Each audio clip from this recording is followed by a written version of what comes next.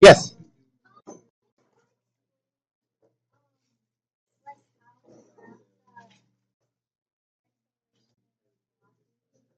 As a function of time? Hey, shut up! Okay. Was that one of the questions? Do you remember which one?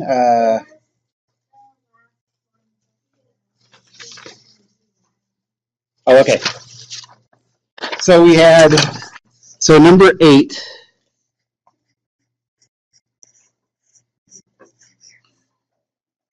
We had a position versus time graph that looked like this. And we'll break it up into intervals like that. On this one, the velocity is positive, the acceleration is positive. On this one, velocity is positive, acceleration is negative. And on this one, velocity is negative, acceleration is negative.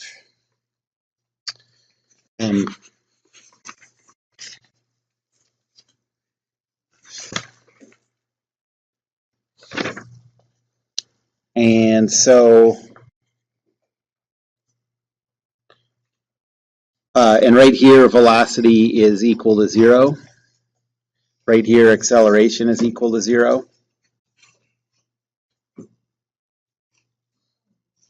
And I guess here, velocity is about equal to 0. Okay, so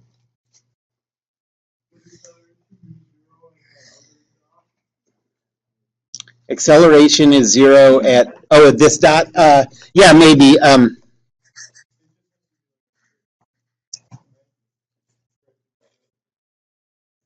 What? The velocity?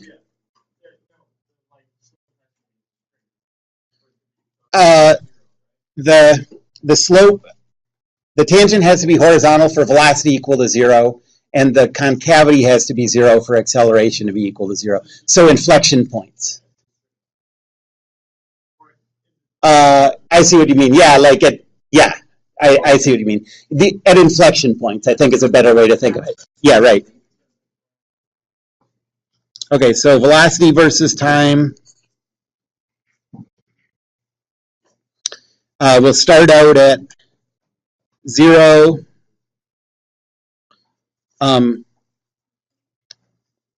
Then we'll have, I'll think of a constant positive acceleration. So it'll do that.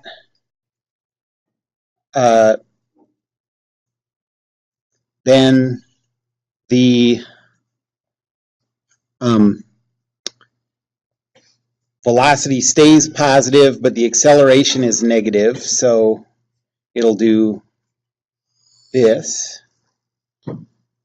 down to velocity equals 0, and then constant acceleration like that.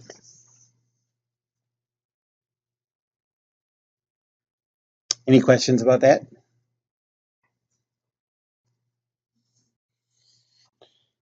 And then acceleration versus time.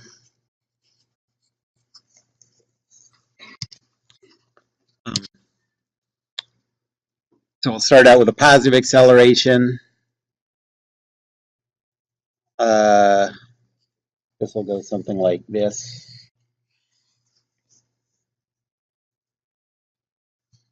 Why did I do one in red and the other two both in black? Who knows?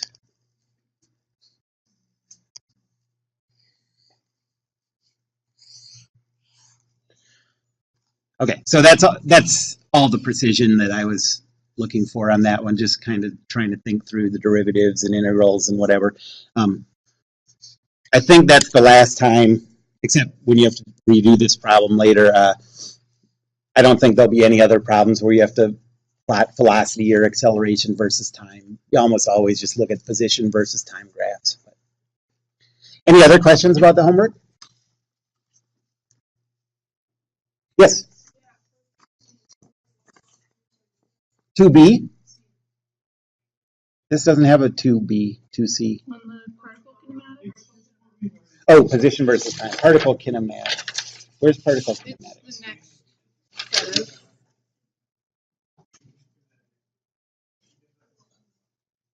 We had to do problems 1 and 2.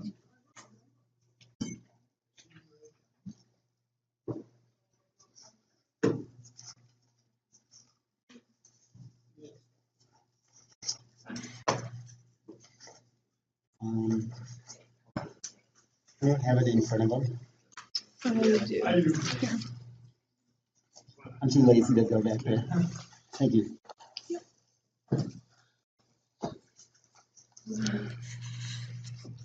Okay, so particle kinematics number 1, C, 2C.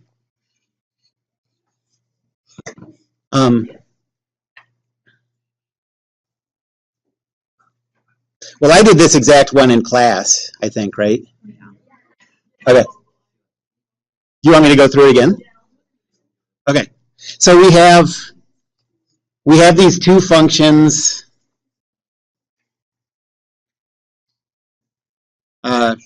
Position as a function of time is equal to P0 plus V0 times T plus 1/2 AT squared.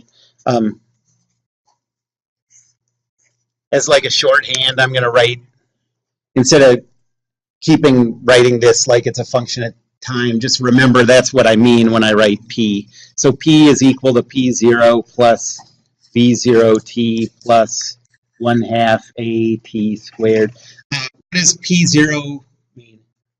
Yes.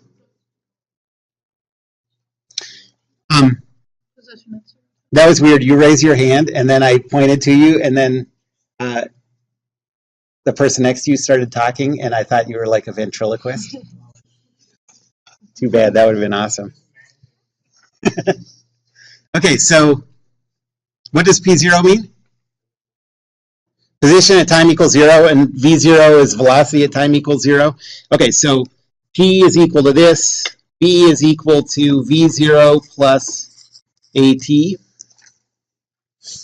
And so now the strategy is to isolate T in the simple equation and then plug that in as T in the complicated equation.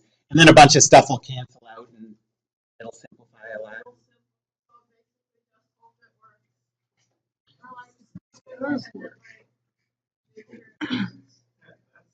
Yeah, right, like every problem, right. Just do it and hope it works.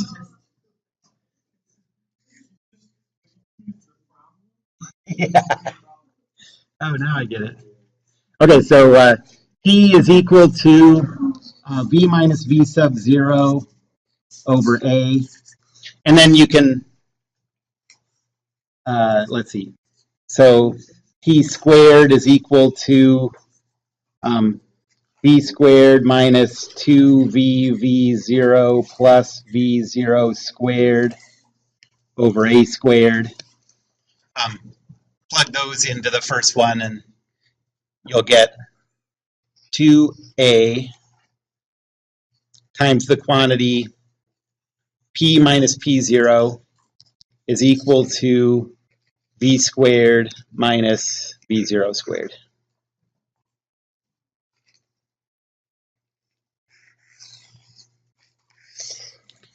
Any other questions on the homework?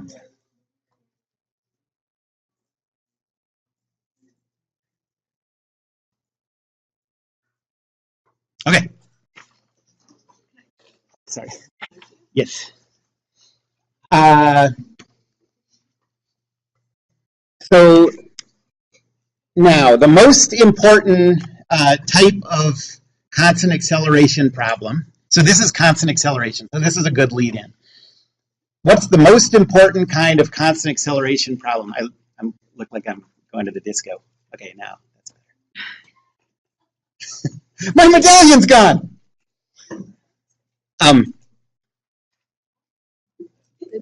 I just had my shirt unbuttoned, that's all.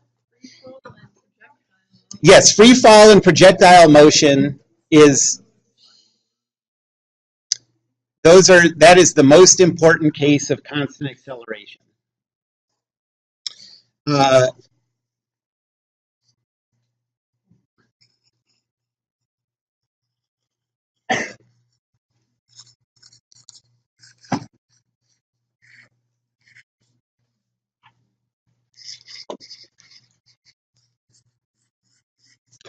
And I'm just going to call it free fall since they mean the same thing, but just remember that free fall also includes projectiles. So what is the requirement for something to be in free fall? That's right. The only force acting on it is gravity. And on Earth, how often is gravity the only force acting on something? Yeah, never. Even in that vacuum chamber, there was still, like they said, 2 grams of air. Yeah. So it's never true. So it's okay. So it never really happens. Yes.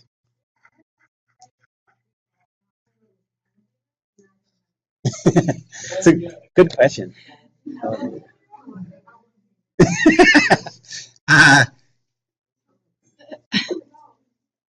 It's interesting that we are going to do a lot of good problems involving elevators. Maybe you're thinking, what would happen if you dropped an object in an elevator while the elevator is accelerating or something? Possibly. Mm-hmm. Yeah, you feel like, oh, I can jump really well in this elevator. Yes. So all the free fall problems that we're doing assume that the coordinate system you're using to measure these things, basically, it assumes that your 0 position is not accelerating. So if you're in an elevator while it's accelerating, and you throw something up into the air and measure its fall, even if air resistance isn't significant, it will look like it defies what we're saying about free fall. So you can only take these measurements in a coordinate system, in a frame of reference where your 0 position is moving with a constant velocity or at rest. Okay, so free fall never really happens.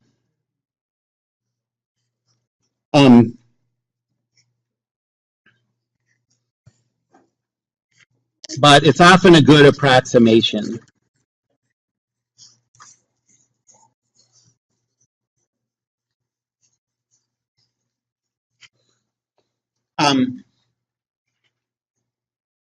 So let's talk for a minute about what are the things that affect how good an approximation it is.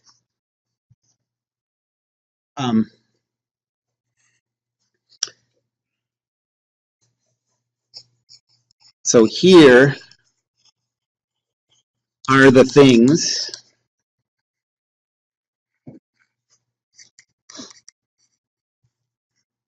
that affect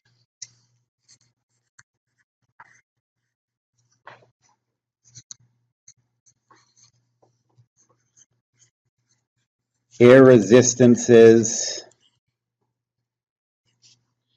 influence on motion.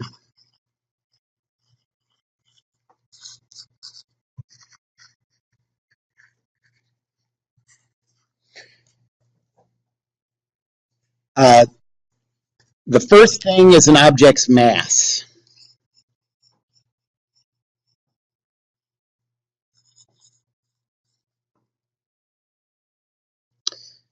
If all other things stay constant and the mass changes,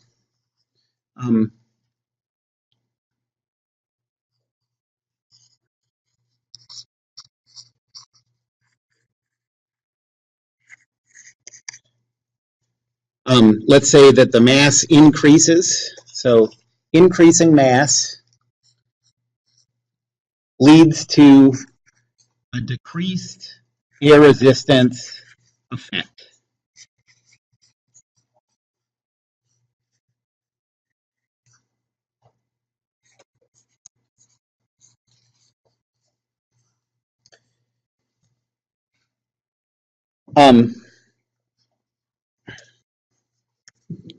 But think of a like a metal pinball. You know what pinball is? That used to be so cool. If you were good at pinball, is it? Then it's coming back because it was not cool. Okay.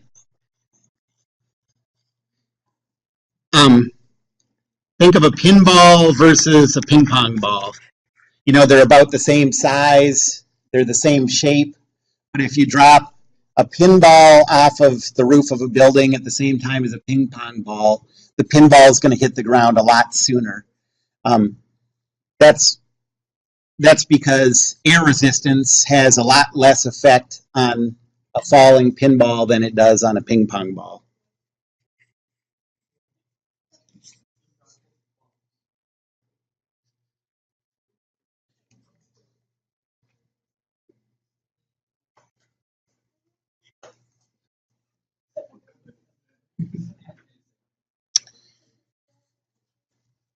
The second thing is the object's speed.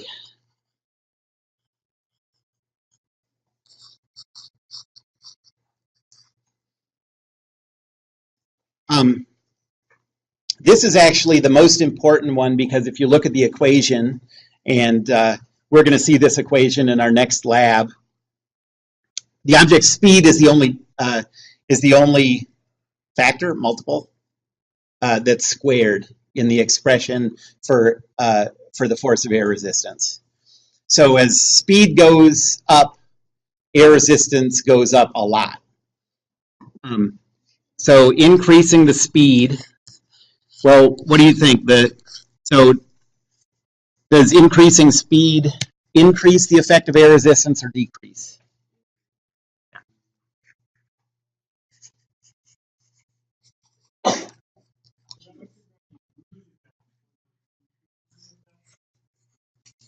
How would that work? Not that I can think of. Okay, so getting to light speed and stuff, that's sort of getting outside of my area, but uh, my understanding is that uh, as you get closer to light speed, the um, your the energy is getting higher and higher, and so it starts to act as if the mass is higher and higher, and so it takes a lot more force to keep accelerating it. That's not an air resistance effect, but um, as you get closer to light speed, it gets significantly harder, like way harder, to keep speeding up. That's why you can never get to light speed. That's true. I didn't think of that. Yes. Writing. Yeah. And you're writing Okay, so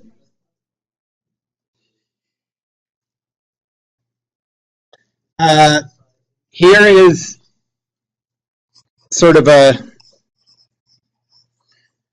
um, an example that I like for air resistance. I don't like race bicycles, but I like watching bicycle racing. You guys ever watch like the Tour de France? Well, I feel like it's an opinion thing. Oh yeah. Okay, so this is only relevant to like Tour de France. I don't know that guy. He did? I guess I didn't watch last year. I feel like it, but sometimes I don't. Anyways, that's neither here nor there. Um,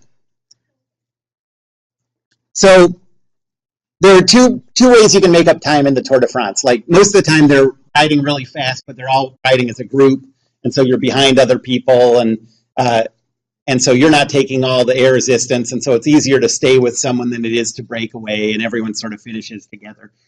but there's two types of stages where you can make up time. One is races in the mountains, where air resistance isn't as important, and two is time trials.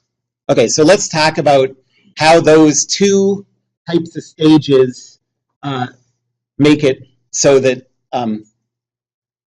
you have a chance to make up time on someone, and it doesn't give, they don't have an advantage to catch up with you. So in time trials,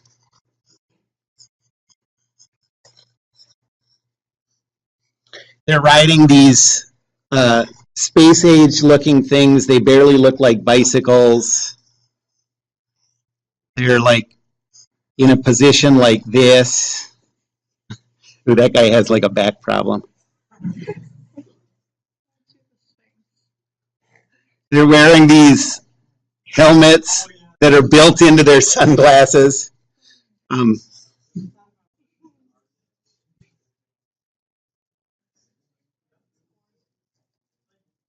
It's not really that good.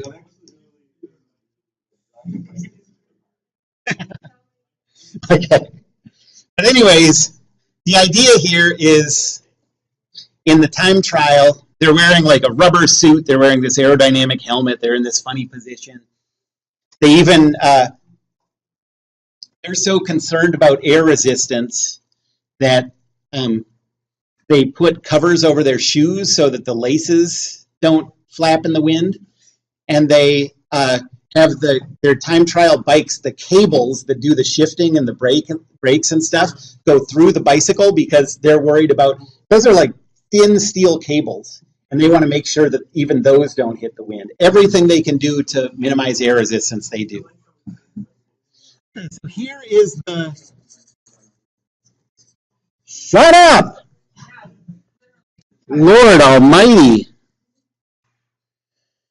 In the mountain stages, the only other time that you can break away from people.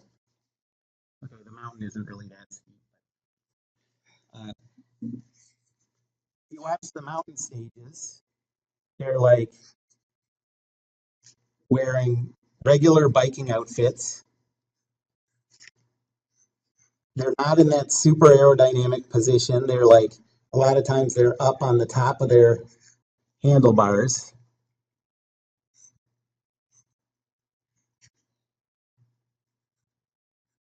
They're wearing just regular helmets. Okay, they look like that. There's a big difference between those two. So how is it that the two places that you have a chance to break away from other people, in one of them, you're doing everything you possibly can to minimize air resistance, and in the other one, it's like air resistance doesn't even matter. Yep.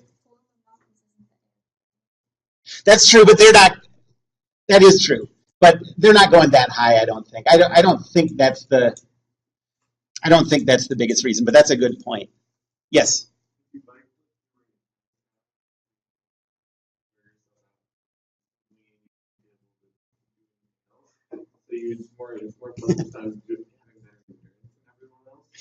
Well, I mean, I think in the time trials it's the same way. I mean, it's just like you're trying to, it's about endurance too, but it's just that the air resistance matters more there. Yep. Yeah, right. I think that's the big reason is here you're going 40 miles an hour. Well, I say you. Uh, I would not be going 40 miles an hour, but those guys go 40 miles an hour. They have access to much better EPO and steroids than I do, I guess. And in the mountain, they're going 15 miles an hour. And that difference in speed is enough to go from, I said that in the equation for the force of air resistance, that speed is squared. And so the difference between 40 and 15 is enough to make it from air resistance being the thing that matters to air resistance being just totally an afterthought. Interesting, right? Yeah.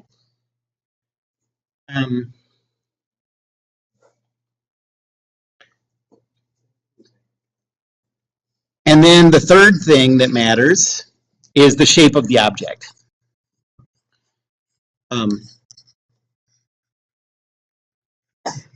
So some shapes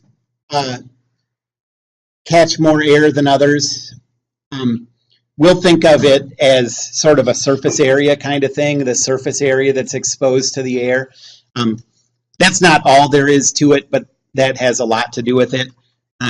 So if you increase the area that's exposed to the air, perpendicular to the direction of motion, that leads to an increased air resistance effect.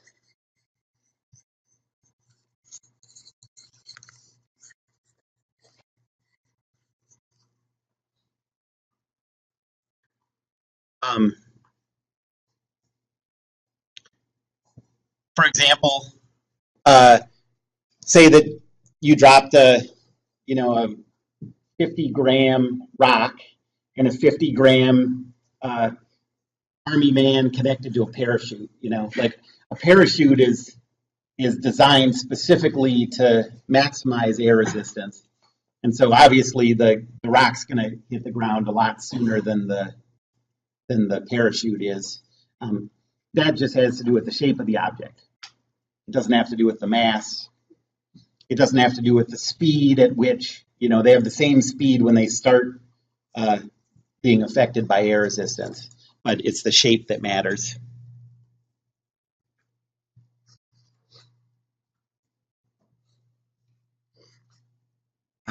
Okay, so we'll deal with that stuff a little bit in the next lab. Any questions on any of those three?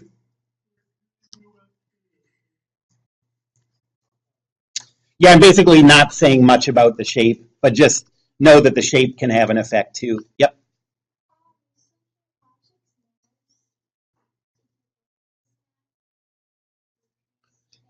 Yes. Like, so yeah, the example I gave was the pinball and the ping pong ball. Air resistance is going to affect the motion of the ping pong ball a lot. In fact, it's not that the mass decreases the force of air resistance. It doesn't, the mass of the object doesn't have any effect on the force of air resistance. But what matters is the relative effect of the two forces, the air resistance force and the weight force. And an object with more mass has a bigger weight force acting on it, and so it overpowers the air resistance. So a ping pong ball and a pinball have the same air resistance force acting on them, but that air resistance force affects the pinball less because its weight force is greater. Yep. Mm-hmm.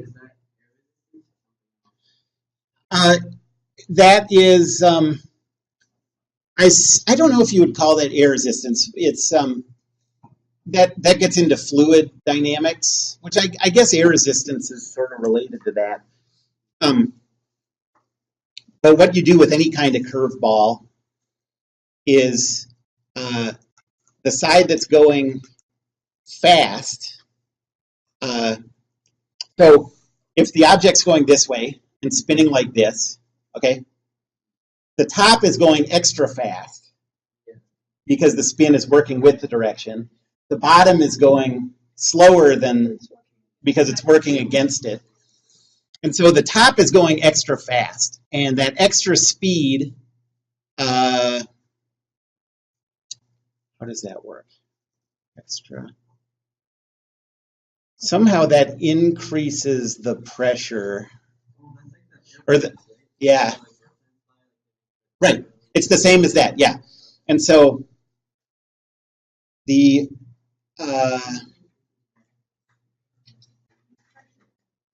yeah, somehow the top increases the pressure, and that makes it, so that's what a curveball does and forces it down. But yet, I don't know if you would exactly call that air resistance. It's like a boundary, it's a boundary layer issue that has to do with fluid dynamics. Any other questions? Yep.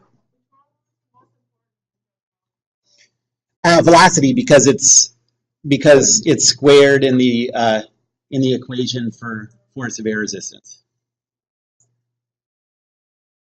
Any other questions? So that's why, by the way, as you drop something, so if you took a baseball and dropped it from 2 feet off the floor, the table, or whatever, the equations for free fall would work almost perfectly for calculating how fast it's going to fall at any instant. You know, that's because as you drop it, it never gets going very fast. You know, it's only going 2 feet; it doesn't get going very fast. But if you dropped an airplane, no. If you dropped a baseball, if you dropped a baseball from an airplane height or whatever, it would start out at rest, a hovering airplane, I don't know, from that height. It would start at rest, it would keep speeding up, and as it speeds up, the air resistance effect would keep going up.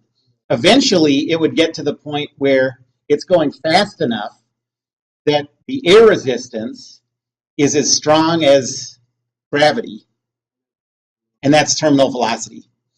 And every object has a terminal velocity. Depending on the effect of air resistance on that object, different objects have different terminal velocities. So, yes, that's right. Yep. And so a ping pong ball has a is its terminal velocity low or high? Low, right, because it's already air resistance is already having a significant effect, even if you dropped it, 2 feet. So it doesn't take very long for it to get to a speed where it's not going to speed up at all. A feather is at terminal velocity almost the instant you let go of it,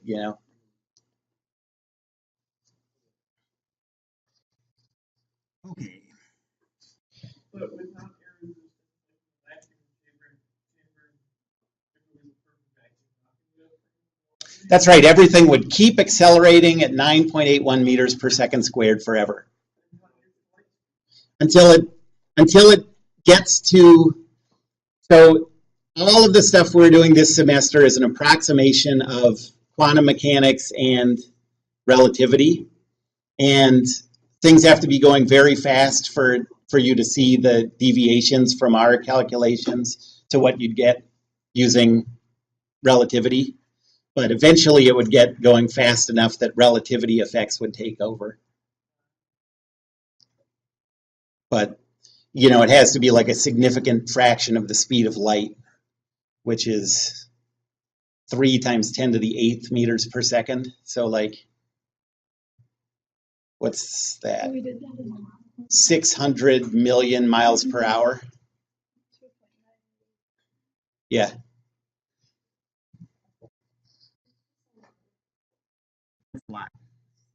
like at least 3. Okay, so for free fall problems, there are 2 things that you need to keep in mind. These are going to be tools that will come up pretty often.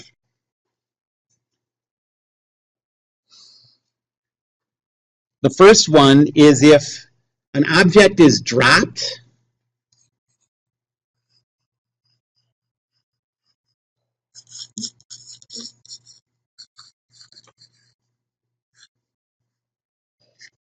its initial velocity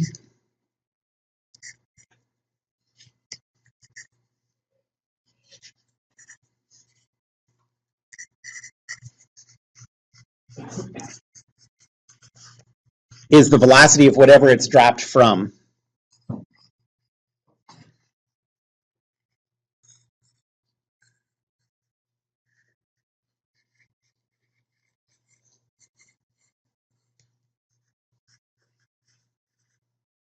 So if you drop something from a bridge, at the instant you let go of it, the velocity is 0.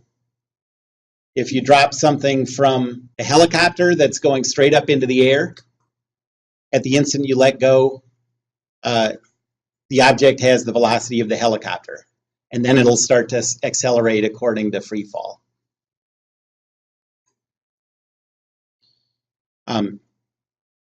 If you think about it, that's the same thing that's really happening when you throw something.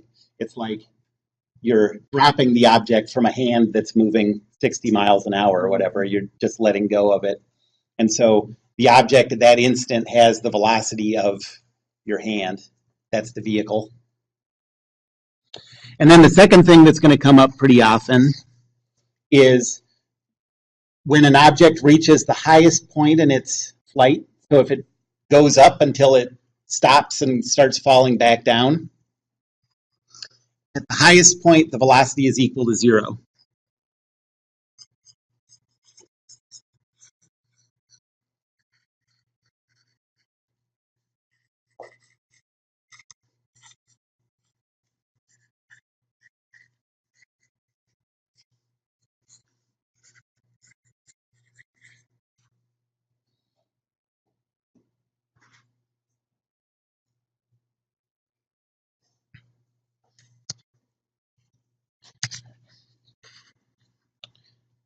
Okay, so let's do a free fall example problem.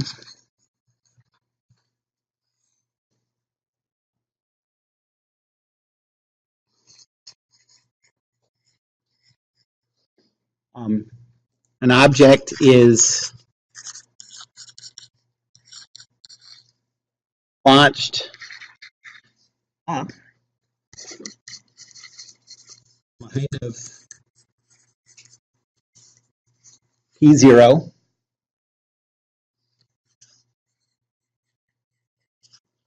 with an initial velocity v0.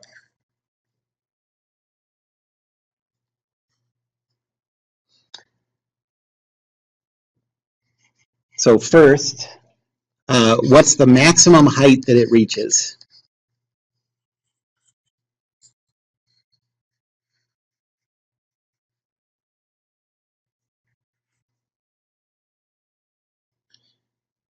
And then second, what's the velocity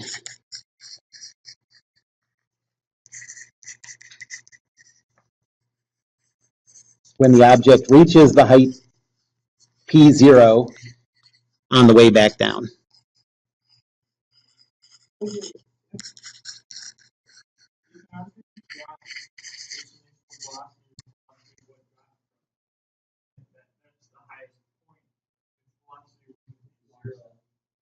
Oh, you're talking about if it's launched. Right, that's right.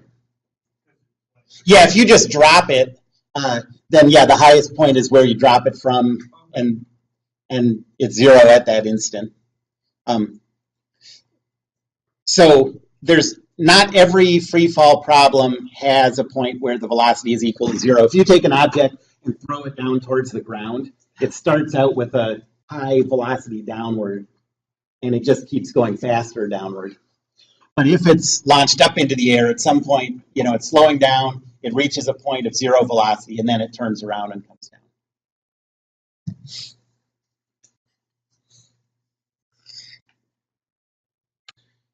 Okay, so what's the maximum height?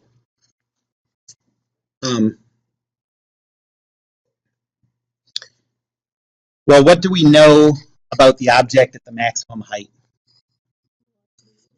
Yep, at the maximum height,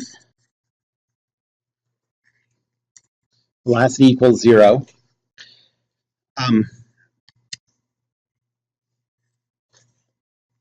And so let's try this equation. We have the equation that says 2 times the acceleration times the quantity p minus p sub 0 is equal to v squared minus v0 squared.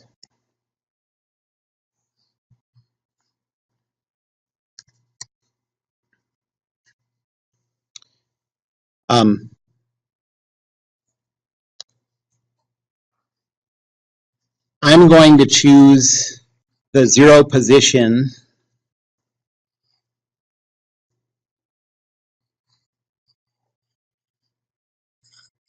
on the ground and the positive direction up. And I think it's a good idea to just always do these like free fall problems the same way. It makes it easier, I think, to avoid mistakes. So why don't you just always make the positive direction up? If the positive direction is up, then the acceleration is negative g because it's down.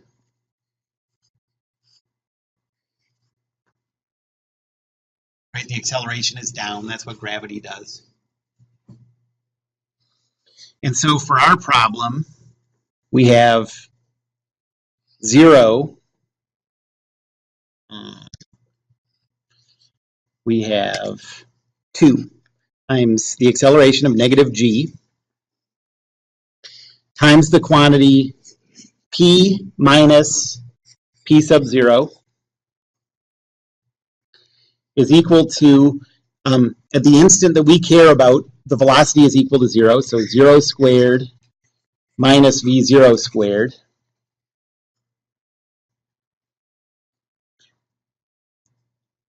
Divide both sides by negative 1, and you get 2g times the quantity p minus p0 is equal to v0 squared.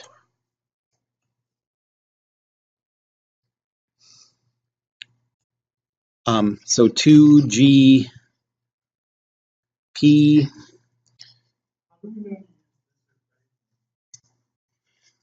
Okay, so you want to use the equation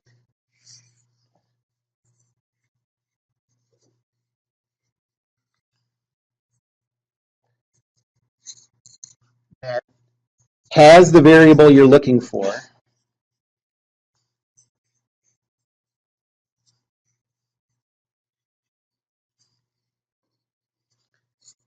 And all other variables are known.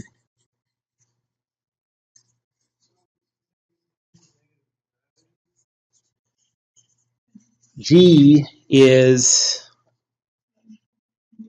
yes, 9.81 meters per second squared.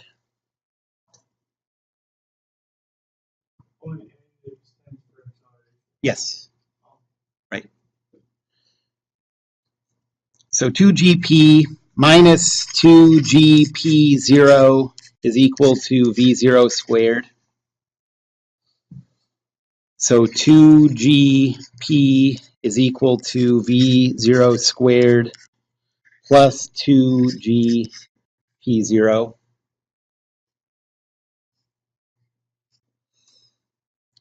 So p is equal to v0 squared plus 2gp0 divided by 2g. Or you could write that as v0 squared over 2g plus p0.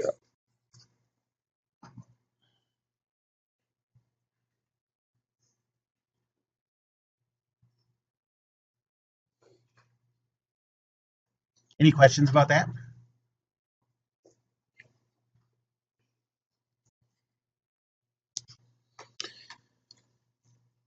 Okay, so now part B, we want to figure out what the velocity of the object is at the instant it gets back to its starting height. So it's gonna be launched from here. It's gonna go up some amount.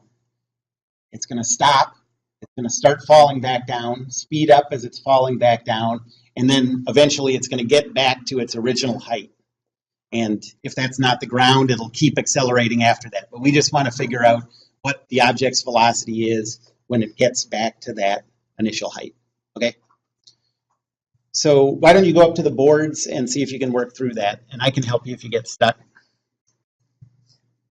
Okay, so for this one, we have 2g is equal to, 2g times the quantity p minus p0, but the p that we're interested in here is p0 because it's when it returns back to that point. So we have the quantity p0 minus p0 goes away, and that's equal to v squared minus v0 squared.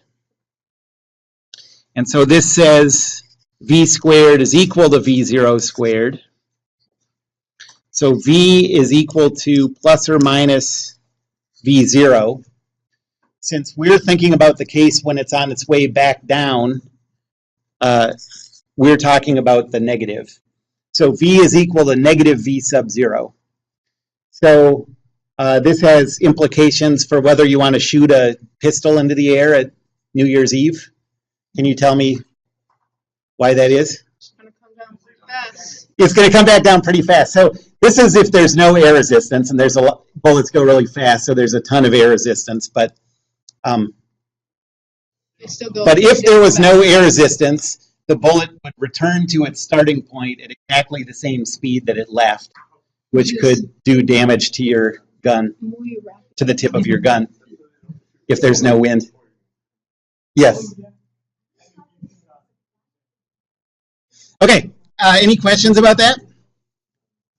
All right, let's take a 10-minute break, come back, and we'll start again at 9.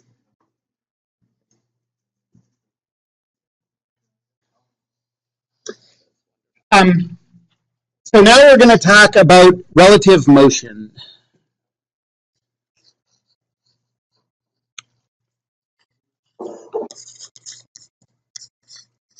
And the idea here is, imagine two measurements taken.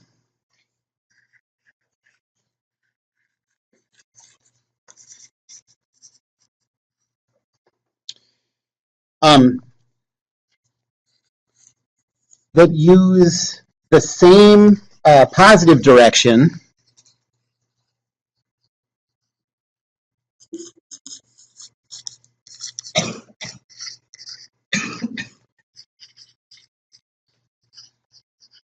but different zero positions.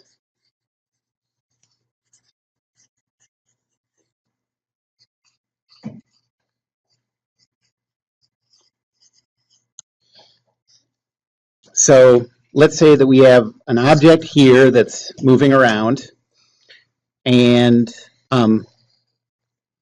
one measurement has the zero position there in the positive direction to the right, and the other one has, it still has to have the positive direction to the right, but its origin is there. And I'm going to call,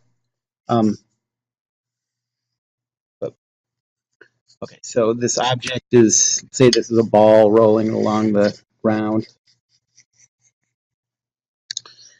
I'm going to call this first zero position the point A, and the second one the point B, and the object the point C.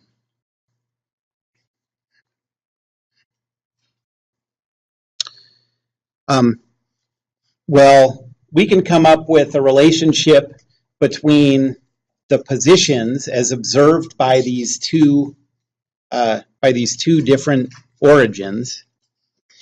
We're going to use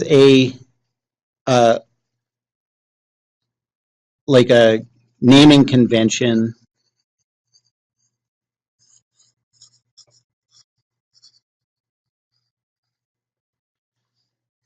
where the position of the object C,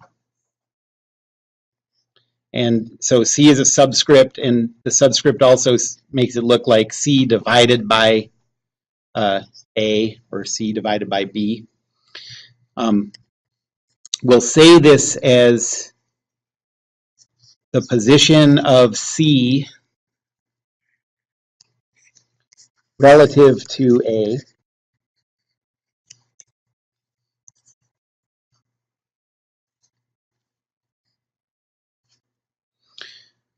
And it means the position of C that's measured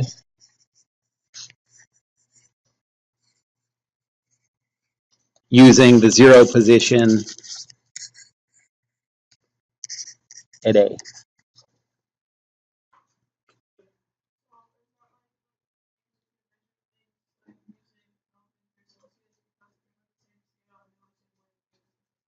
Well, for this, it's so mathematically it's the same, yeah. But for here, all that we're talking about is positions. Okay. All we're talking about right now is an object's moving around.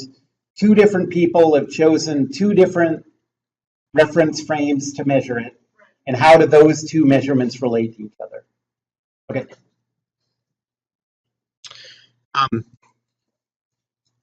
And so based on this naming convention, the relationship between these positions is this. The position of C relative to A is equal to the position of C relative to B plus the position of position of B relative to A.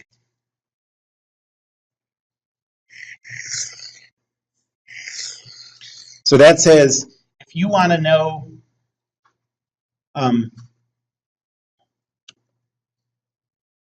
without measuring it, what the position of C would be according to this A reference frame. So what this person would measure for the position of this. Measure the position of the ball according to this coordinate system, and measure the position of this coordinate system measured by this coordinate system.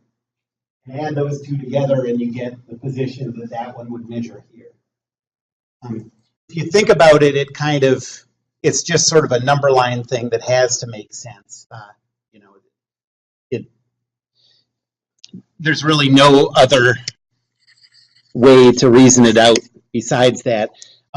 As far as using the notation, notice that, and I still do this, it's just sort of a memory device, but it makes it easy to get the order right without having to carefully think it through each time. If you think of it as fraction multiplication, think of this as the fraction C over A. C over A is equal to C over B times B over A because the B's cancel.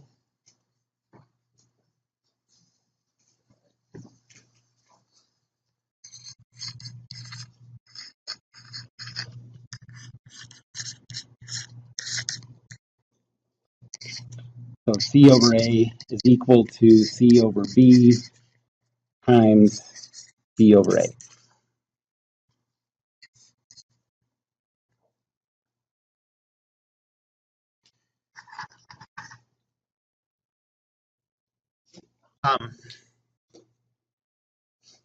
So this is true for positions, but if you take time derivatives of this equation, it also has to be true for velocities and accelerations. So take the time derivatives of both sides.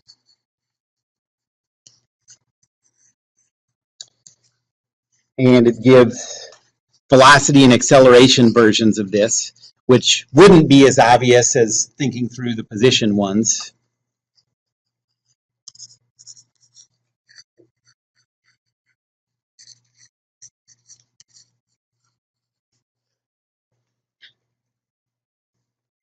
So the velocity of C relative to A is equal to the velocity of C relative to B plus the velocity of B relative to A.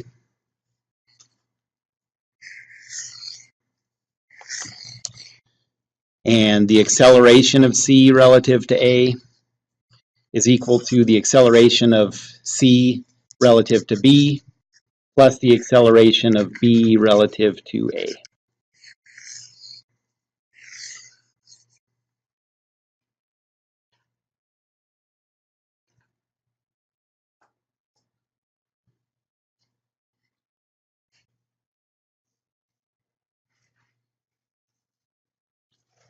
You take the derivative of the position. Yeah, take the derivative of the position equation with respect to time, and all the positions just turn into velocities, and take the velocity one derivative with respect to time, everything just turns into accelerations.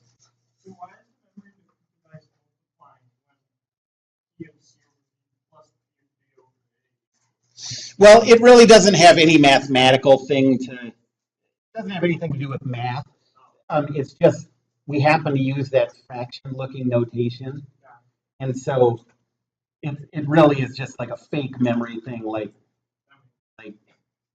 all good boys deserve fudge or whatever for, but it works. So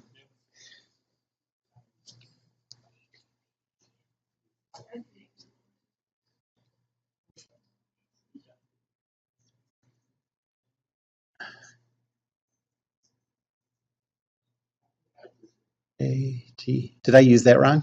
Every good boy? Did I say all good boys? Yeah, that's wrong. I'm gonna screw you all up at your next. Your next music series. Yeah, exactly. Every good boy deserves fudge. Okay, so let's do an example problem with this. You'll see sort of how you can use this.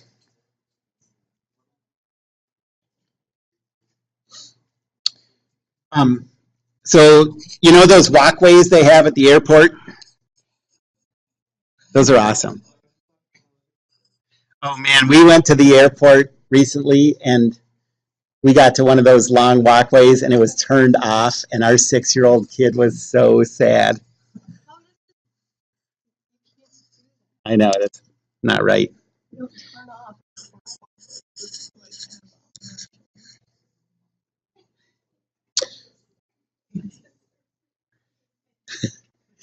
My favorite comedian, one of his routines is like, an escalator can never be out of order. It can only be stairs.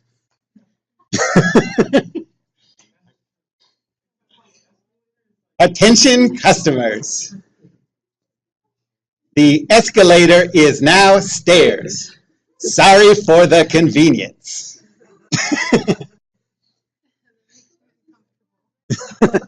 I'm blanking on his name. What's his name? Can you think of what that guy's name is? The Minnesota Mitch Hedberg. Yeah, Mitch Hedberg, the funniest guy ever. He's from Minnesota. He's dead now. Oh. But that has nothing to do with escalators. Okay, so the airport walkways, let's say they move 3 meters per second.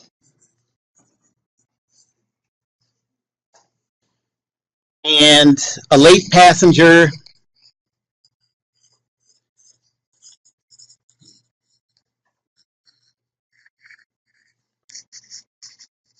can run 8 meters per second. That's too fast. Let's say 5 meters per second.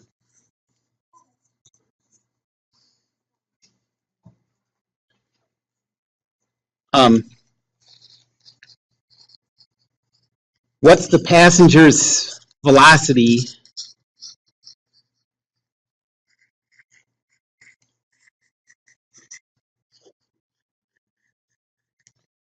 according to a video camera on the ground?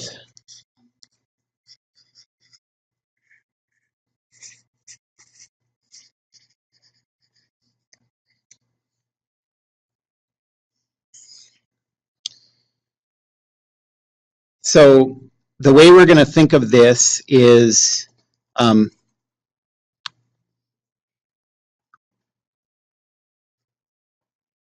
going to call, we're going to think of 2 different zero positions, 2 different ways of measuring the velocity.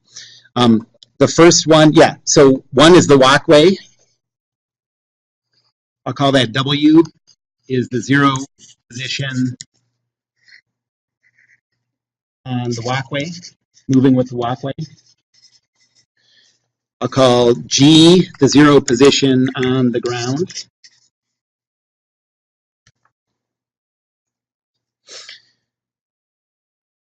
And then P will be the passenger.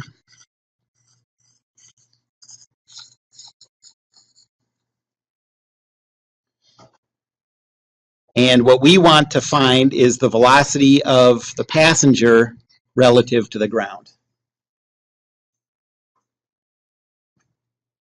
So the velocity of the passenger relative to the ground is equal to the velocity of the passenger relative to the walkway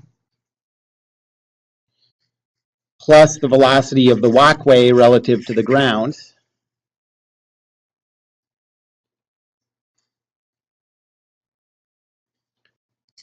What's the velocity of the passenger relative to the walkway?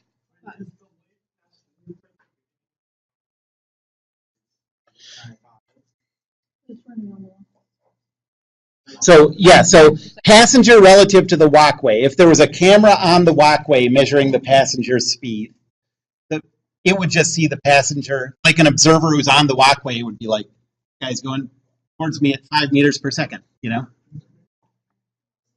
So 5 meters per second is the velocity of the passenger relative to the walkway. The velocity of the walkway relative to the ground is 3.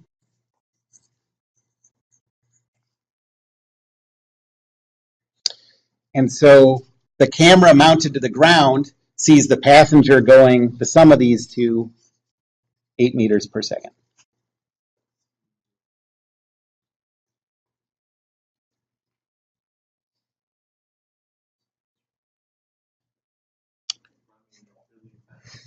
That's really fast. That's like 5-minute miles. That's a fast passenger. We must not have a suitcase. It's Grace Ping. Yeah,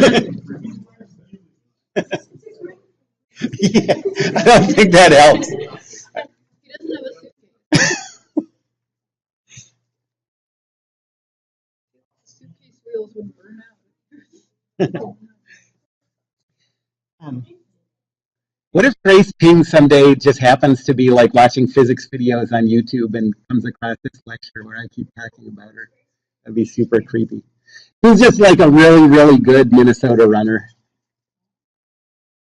who Colden raced a week ago or something.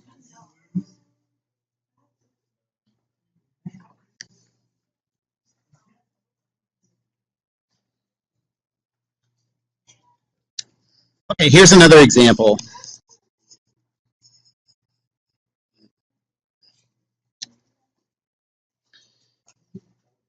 An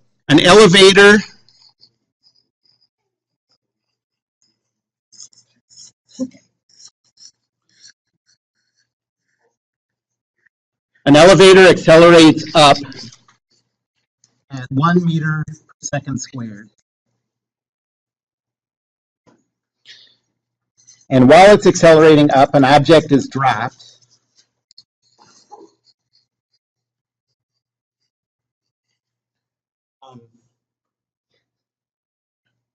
inside the elevator. This might have been the question you were going to ask.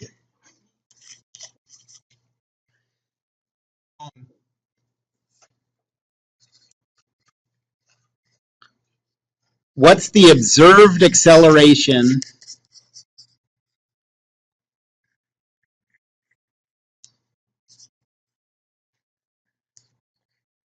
according to a passenger?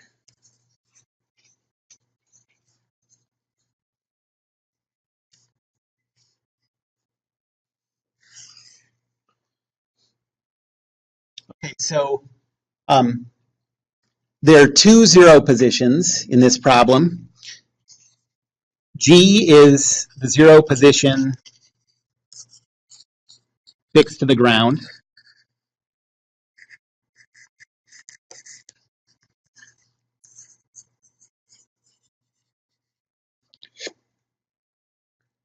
E is the 0 position, the elevator.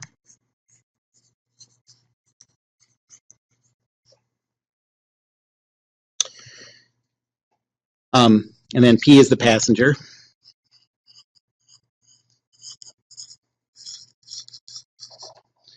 And what do we want here?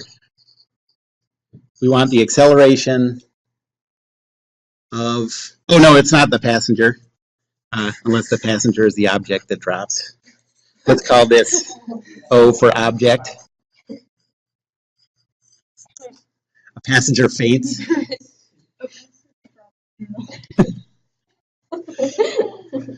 So we want the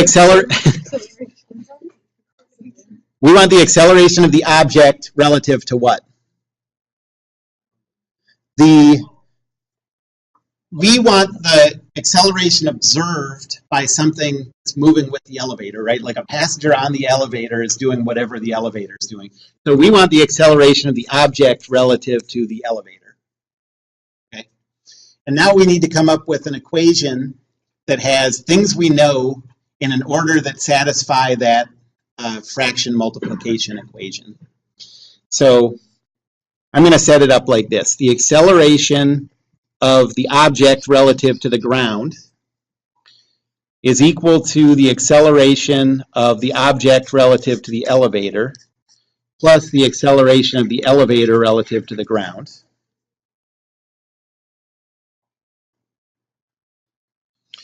And so the thing we want, acceleration of the object relative to the elevator, is equal to acceleration of the object relative to the ground minus the acceleration of the elevator relative to the ground.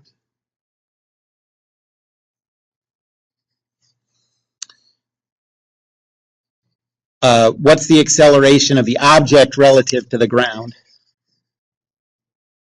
Yep, and we have to think about directions. So if our positive direction is up, then this would be negative 9.81. And then minus the acceleration of the elevator relative to the ground. That's positive 1. So minus positive 1 meter per second squared, because it's accelerating up, and up is our positive direction. And so the acceleration of the object that's observed by something moving with the elevator is equal to negative 10.81 meters per second squared. So to someone on the elevator, it looks like the object has extra acceleration that comes from the fact that that elevator isn't fixed to the ground. Yep. Because it's dropping faster down. Yeah, well, this isn't speed, this is acceleration, but yes. It has a bigger magnitude acceleration down. The negative just means down, and the bigger number means that its velocity is changing more quickly. Oh, and normally you're supposed to add like, why would you like? So we had to come up with an equation like this that satisfies that fraction multiplication. And so this is the version I came up with. And then I had to rearrange, just do the algebra to isolate the piece that we want. Right.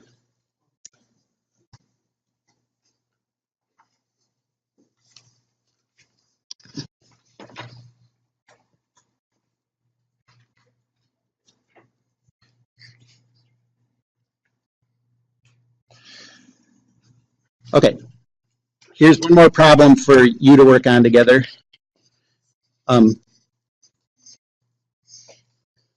So let's say that there's a swimmer in one of those things that they used to add. You know what Sky Mall is? Was that? They used to advertise these on Sky Mall. You can have them installed in your house. It's like, instead of a swimming pool, you get like a body-sized thing that shoots out water jets. What? Yeah. Oh yeah, you like to swim, don't you?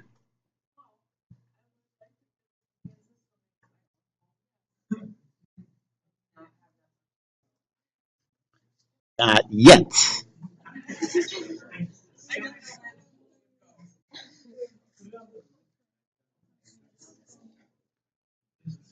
That you don't move. It's like a treadmill.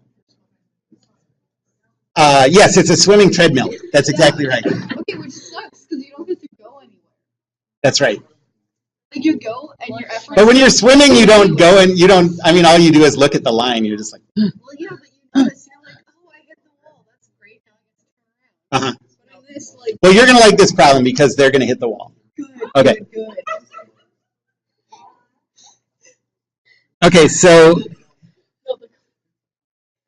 the swimmer, let's say this thing has a length of, how much, what's the longest you could fit in your living room, Meredith? 3 meters? Okay. And in the winter, you could freeze it and ice skate on it. Yeah, tell them that. Right.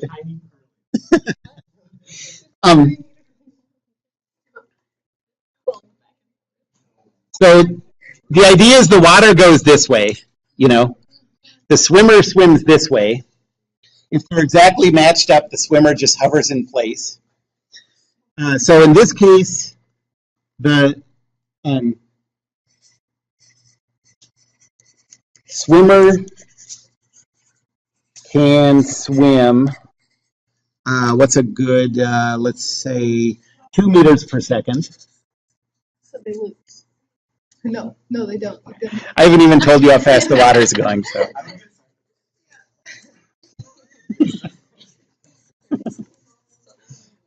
The water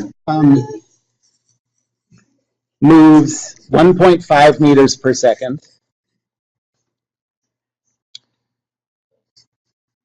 How long does it take for the swimmer to reach the other side?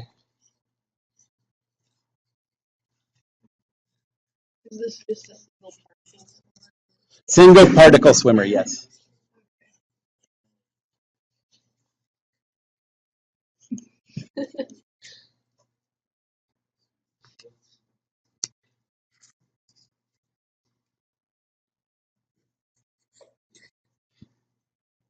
Okay, go see if you can work through this on the board. Yep.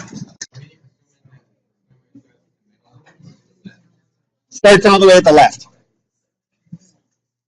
The jets are on, yes.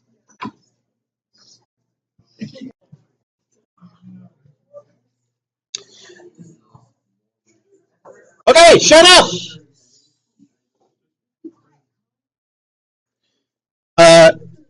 So the velocity, well, what we're looking for is we're looking for the velocity of the swimmer relative to the ground.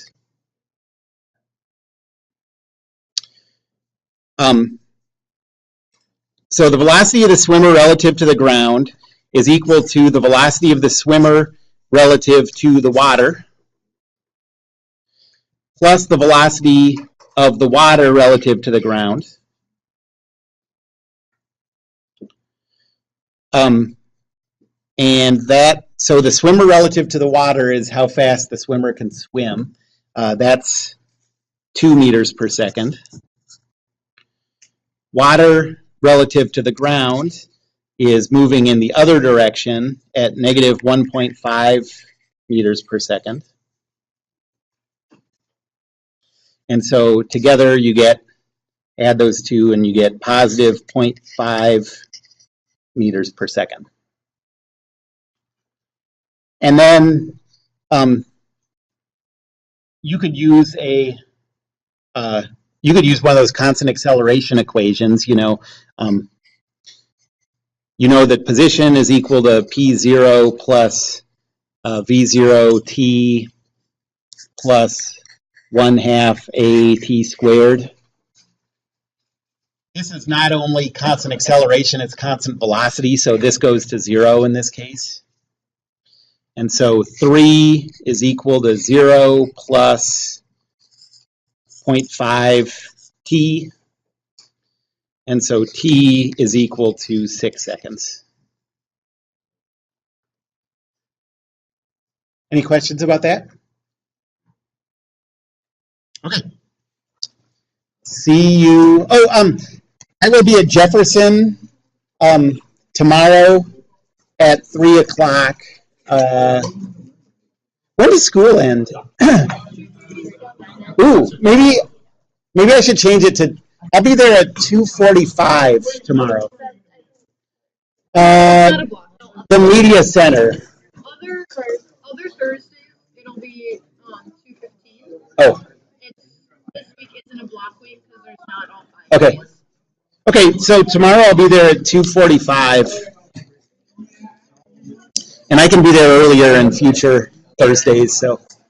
Uh, so Thursday, 2:45 in the media center.